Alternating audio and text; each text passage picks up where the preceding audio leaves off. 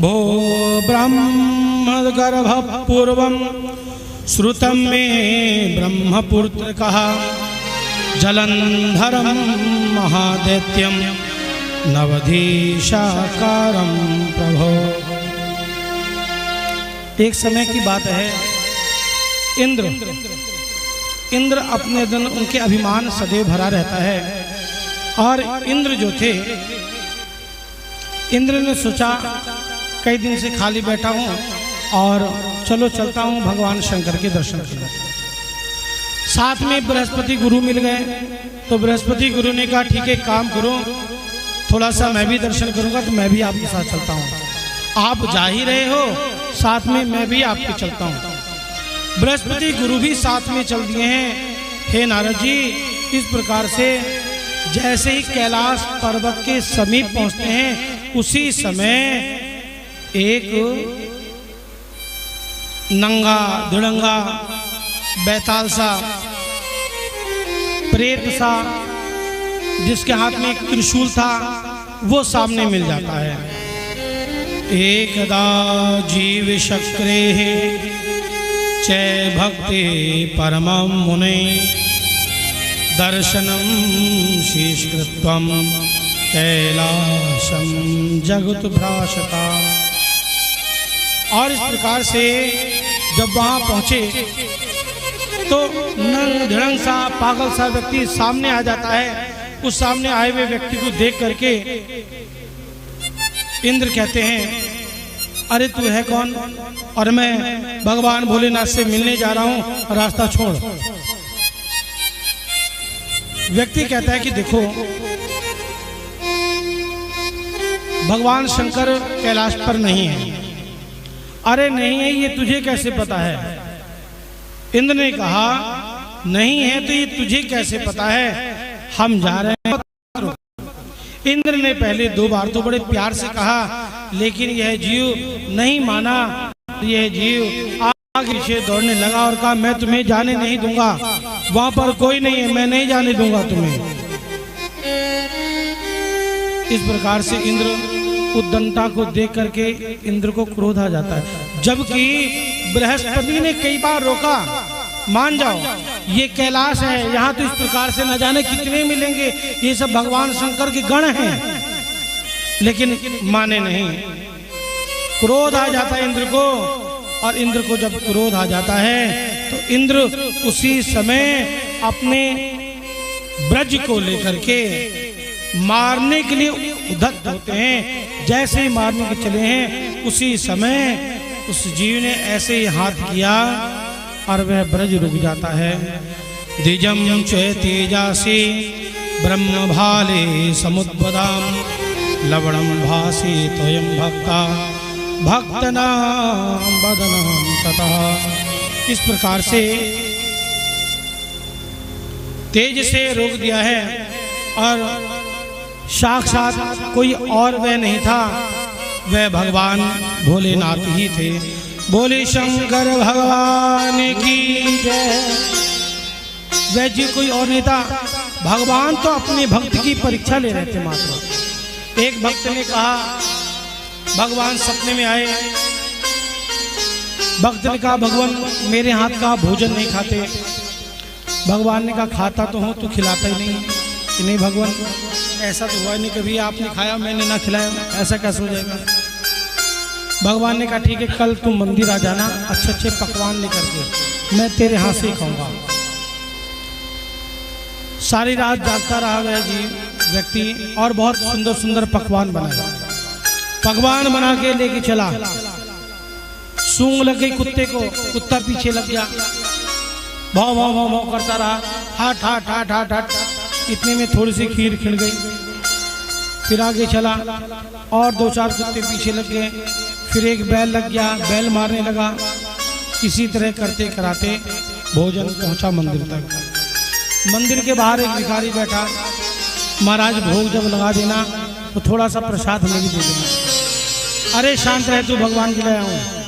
पीछे एक कुत्ते ने बड़ा परेशान किया, भगवान के आगे रख करके भोग लगाता है। भगवान ने कहा था तेरे हाथ से खाऊंगा, लेकिन यार जीव के मन में है ही नहीं खिलाने का, कैसे खिलाएगा भला? रखे रखे रखे रखे इससे दोपहर हो जाती है, भगवान नहीं आए।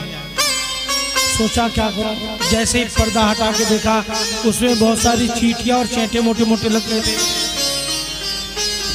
ओहो, हटाओ हटाओ, इस कारण से ये तो सारी थाली झूठी हो गई। नहीं नहीं नहीं, गलत हो गया मामला, इसीलिए भगवान आ जाए नहीं। कोई बात नहीं, कल दोबारा से फिर लाऊंगा बनाकर। वह थाली वैसी की वैसी वो ले जाता है, चैंटियों को हटाता है और स्वयं खा जाता है। सारा भोजन स्वयं खा गया। अगले दिन प्रातःकाल थाली लगाए, फिर भगवान के मंदिर ले गया, फिर वही सब लोग मिले, फिर वापसी ले आया, फिर वही मिले। रात में सपने में भगवान आए और कहा मेरे भक्त ऐसे भूखे मार डालेगा क्या? अरे भगवान आप आए कहाँ? मैं तो सुंदर सुंदर व्यंजन और पकवान बनाकर ले गया था, आप आए कहाँ? भगवान ने कहा तेरे घर के बाहर में कुत्ता बनकर आया, मैं बैल बनकर आया, भिखारी बनकर बैठा रहा मंदिर के बाहर, और ये कहा मैंने तेरे से भोग लगने के बाद मुझे दे देना। अंतिम में जब तूने मुझे नहीं दिया तो मैं चेंटा बनकर के उस थाली में प्रवेश कर गया। तेरे भोजन को जैसे ही मैंने खाना चाहा, तैने पर्दा हट से मुझे तैने हटा दिया।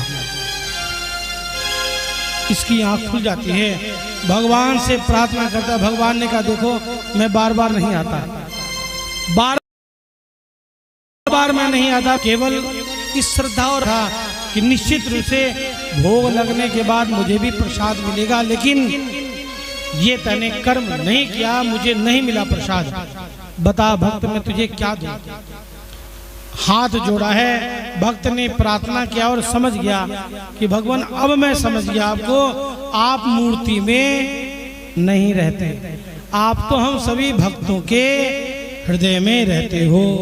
अब मैं समझा आपको, केवल कल्पना मात्र के द्वारा हम आपको केवल भोग लगाते हैं, आपका आशीर्वाद ग्रहण करते हैं, और वह जो खाना था थोड़ी देर पहले वही खाना हमारा अब भोग प्रसाद बन जाता है, और वही प्रसाद को हम सभी ग्रहण करते हैं।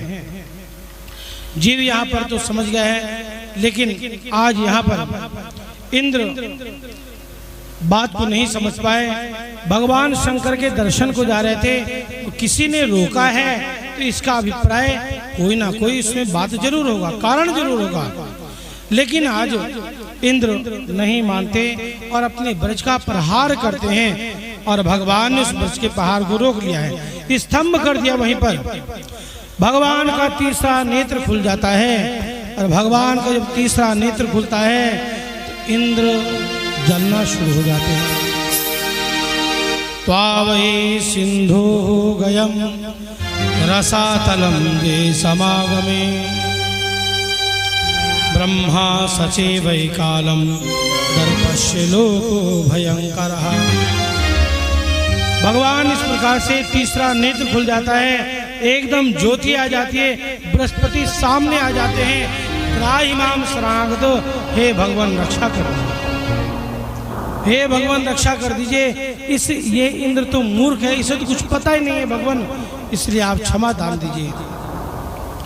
बृहस्पति की प्रार्थना से भगवान प्रसन्न हो जाते हैं और कहा लेकिन अब मैं इस तेज का क्या करूं जो जलन आ गया है।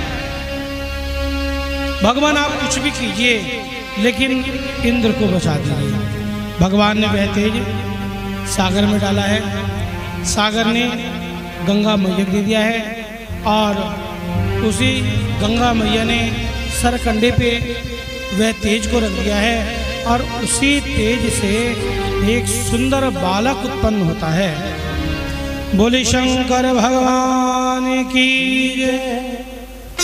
एक सुंदर बालक उत्पन्न होता है, जोर जोर से रोना शुरू कर देता है, ब्रह्मांड हिल जाता है, सारा ब्रह्मांड हिल गया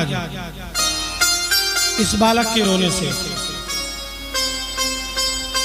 सबने ब्रह्मा जी की प्रार्थना किया और कहा देखो ब्रह्मा जी, आप ही सृष्टि के कर्ता हो, सृष्टि को जो भी जन्म देते हैं आप ही हो, इसलिए आप ही देखो ये किसका जन्म हुआ, कौन रो रहा है। ब्रह्मा जी इस प्रकार से आते हैं। ब्रह्मा जी ने देखा है बड़ा सुंदर बालक था, और ब्रह्मा जी अति प्रसन्न हुए। इतने में सागर प्रकट होता है और सागर ने उस बालक को अपने हाथ से ब्रह्मा जी को दे दिया। और सागर ने कहा कि हे भगवान, यह मेरा पुत्र है। ब्रह्मा जी ने कहा तो इतनी देर से रो रहा था, चुप नहीं करा पाया? अगर तेरा ही पुत्र था तो चुप क्यों नहीं कराया तूने? नहीं ब्रह्मदेव, आने में थोड़ा विलंब हो गया, चलो इस बहाने आप आ गए तो इसका नामकरण संस्कार भी आप कर दीजिए। और इस प्रकार से नामकरण संस्कार करने की जब बात आती है तो ब्रह्मा जी अपनी गोदी में लेकर उसे खिलाते हैं तो यह बालक शांत हो जाता है, बिल्कुल शांत हो गया।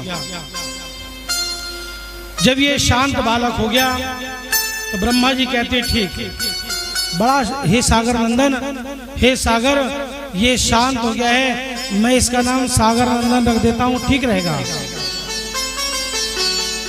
सागर ने कहा भगवान, ये नाम तो लोग बाग जानेंगे ही, इस नाम से कुछ अच्छा सा नाम रखो ना। ब्रह्मा जी ने कहा कि अच्छा नाम विचार करता हूँ। अब ब्रह्मा जी उसे लेकर गोद में खिला रहे हैं, खिला ही रहे थे कि इतने में इस बालक ने ब्रह्मा जी की दाढ़ी पकड़ लिया। जो बाबा लोग होते हैं ना, उनकी दाढ़ियाँ हो जाती हैं, तो बाबा लोग बच्चों को ना लिया करें। बच्चों को ले लिया तो फिर समझ लीजिए कि आपकी आंखों से आंसू जरूर आ जाएंगे। जीवन में कोई नहीं रुला सकता, लेकिन वह पोता बाबा को रुला देता है। हाथों में लिया है ब्रह्मा जी ने, जैसे ही खिला रहे थे दाढ़ी को पकड़ लिया है, जोर जोर से खींचने लगा, जोर जोर से रोने लगा। वही वही सिंधु मंगलायाम सागर से संगमे शरोद्वारम भया कालम लोकायानाम भयंकरा। इस सागर नंदन ने ब्रह्मा जी की दाढ़ी पकड़ी, जोर से खींचना आरंभ किया तो ब्रह्मा जी के आंखों से आंसू गिर गए, जल गिर गए। ब्रह्मा जी ने कह दिया, हे सागर नंदन, आज तेरा मैंने नाम रख दिया है और तेरा नाम दुनिया में जलंधर हो जाएगा। जलंधर नाम प्रसिद्ध हो गया। गृहे जलंधरम यस्य नाम्ने तस्य घोरे भयंकरः युध्यानम अयोध्यायाये परशु चामेवादित था।